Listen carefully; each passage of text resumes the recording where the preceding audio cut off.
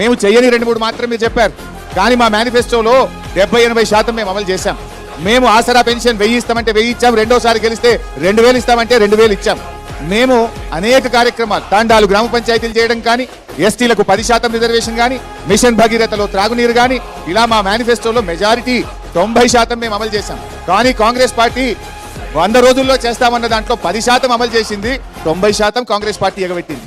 అయితే మేము మేనిఫెస్టోలో చెప్పకపోయినా వేల కోట్ల రూపాయలు ఖర్చు పెట్టే పథకాలు ప్రజలకు అవసరం అనుకుంటే మేము చేశాం. అందులో ఒకటి రైతు బంధు. మేము ఏ ఎన్నికల్లో ఓట్ల ముందు రైతు బంధు ఇస్తామని చెప్పలేదు. 72,000 కోట్ల రూపాయలు ఇచ్చిన పథకం రైతు బంధు ఎన్నికల్లో హామీ ఇవ్వకపోయినా మేము అమలు చేశాం.